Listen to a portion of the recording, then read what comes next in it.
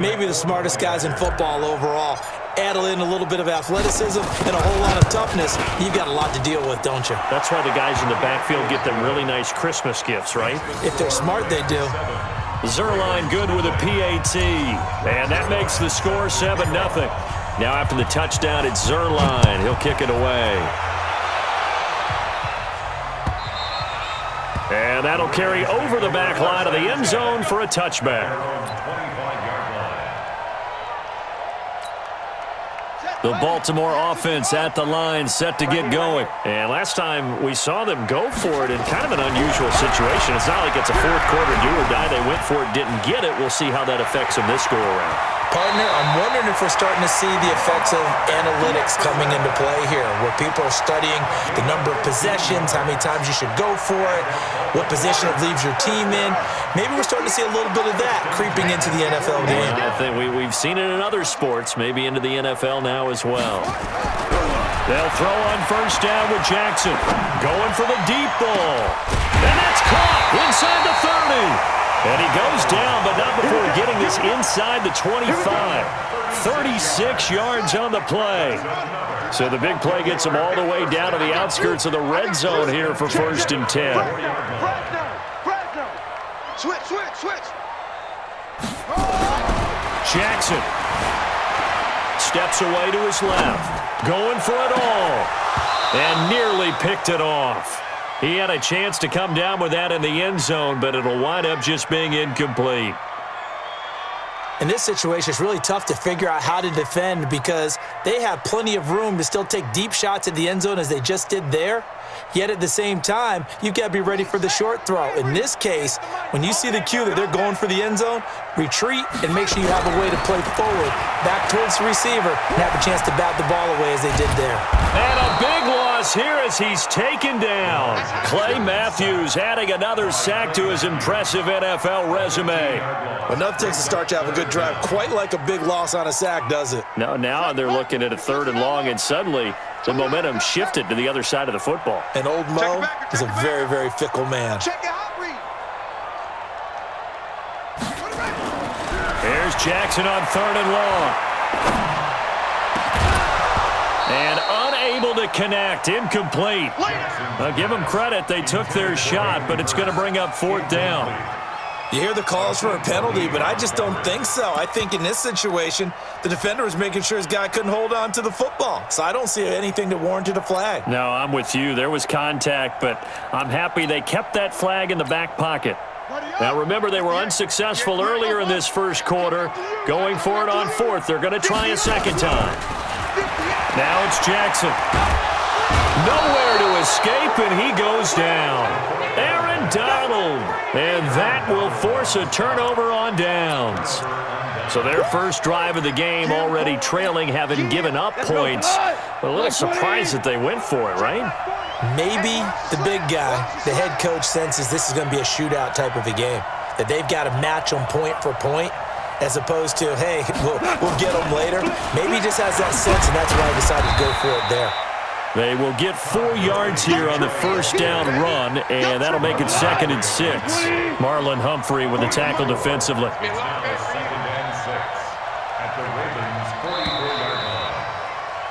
After 7-0 on EA Sports. The Rams with the football here to begin the second quarter as they are looking at a 2nd down and 6 coming up.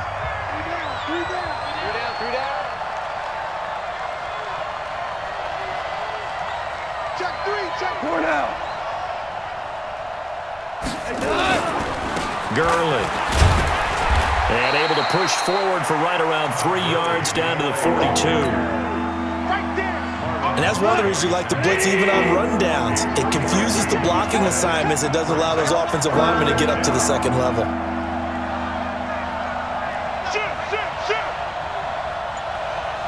Ric Flair.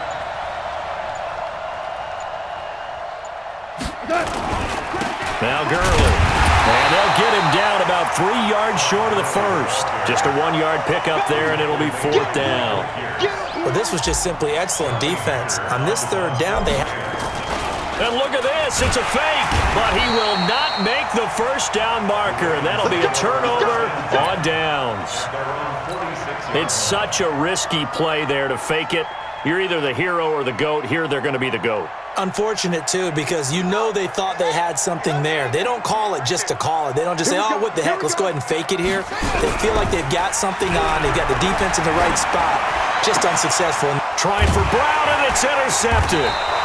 Picked off by Akeem Talib. And they will take over possession of the football at their 42-yard line.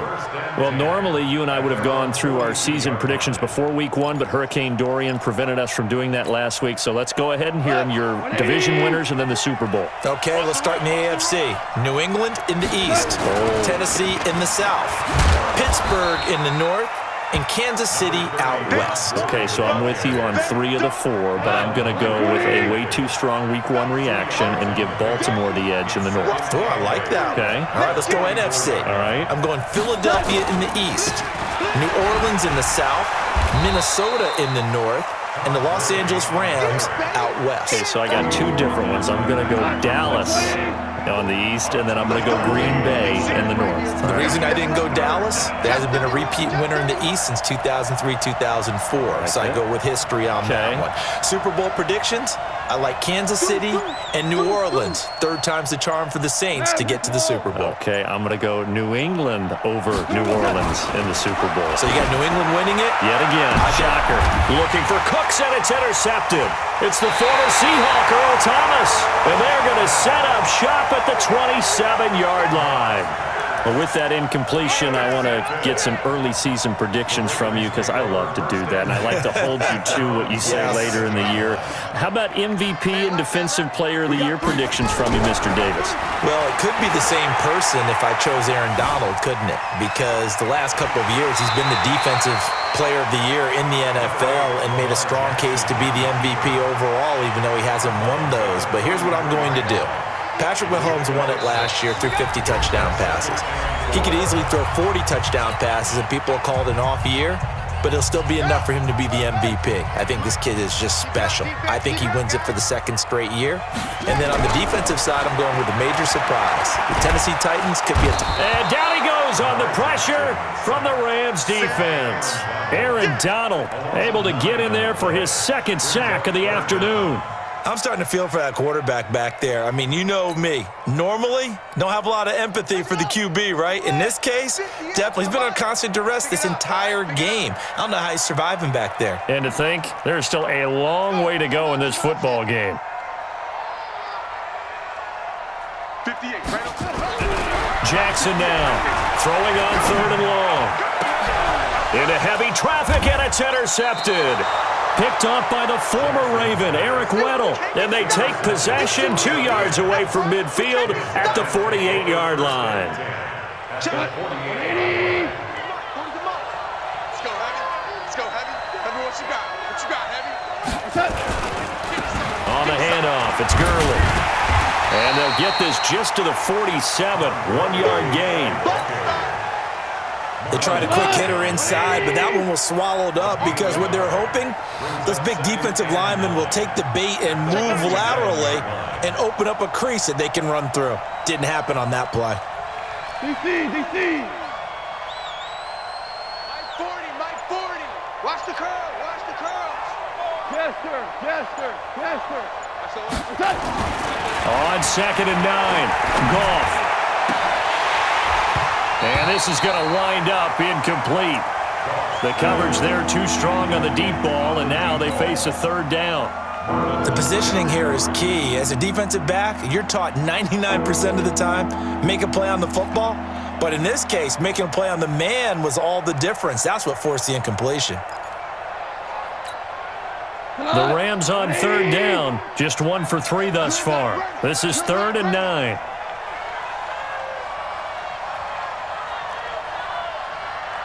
Hey, 40's Mike, right there. 40's Mike.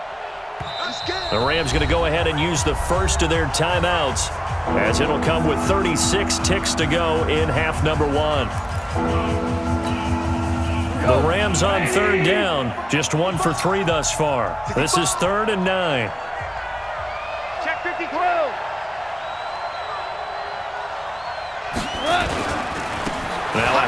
for Gurley. And some room to work. Still going. They can't stop him. And all the way inside the 15 before they drop him. The previous play, they barely got back to the line of scrimmage. Now they pick up over 30 yards. So how about this for field position after the big play? Inside the 15 now as they come up on 1st and 10.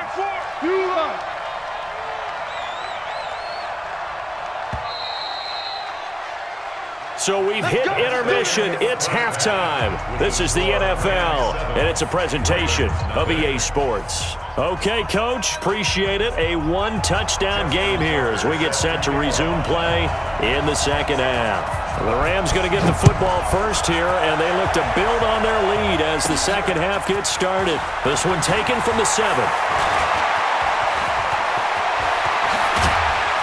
And he'll return this one all the way out of the other side of the field.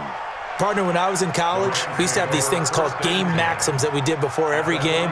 One of them said, press the kicking game. For here's where the breaks are made. It's the area of hidden yardage. How about that return? Flipping the field, taking it past the 50, and getting things set up to start the series.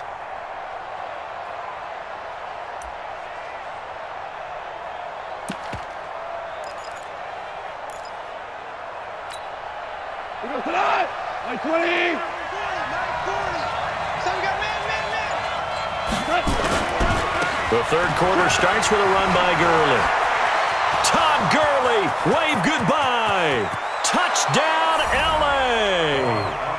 Todd Gurley, his second touchdown of the afternoon. And the Rams tack on to their advantage. Still plenty of time left in the game, but now starting to pull away a little bit, get some breathing room with that one. And I don't want people to think that NFL locker rooms are cookie cutter, that everyone's saying the exact same thing in every situation. But I do know that all 32 teams have an emphasis on starting fast. Game, the second half, no matter what. Whether it's first 5 minutes, first 3, whatever. This was a big score to start the second half. Now after the touchdown, it's Zerline. He'll kick it away. This is taken at the 3.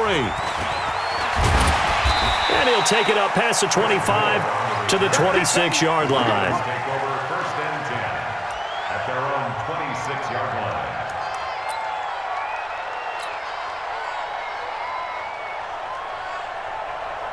The Raven offense set at the line for this next drive. And their halftime hole now even deeper, and they need a big drive here just to answer the first touchdown of the second half scored against them. They were down at the half.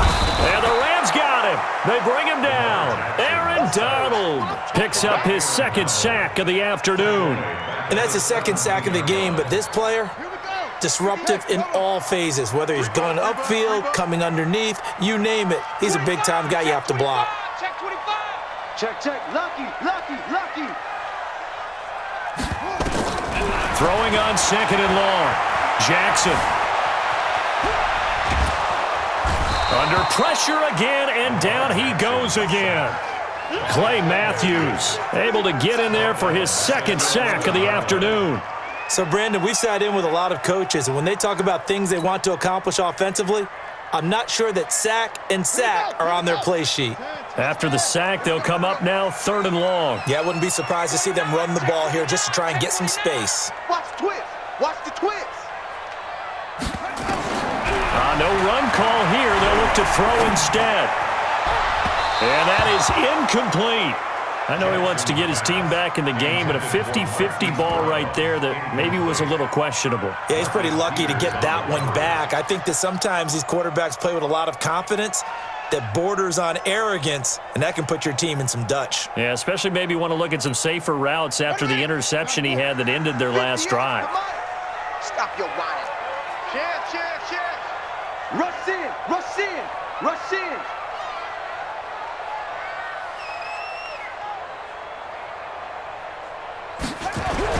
They'll indeed go for it with Jackson. And he goes down. It's a sack. They get him back at his own 3-yard line.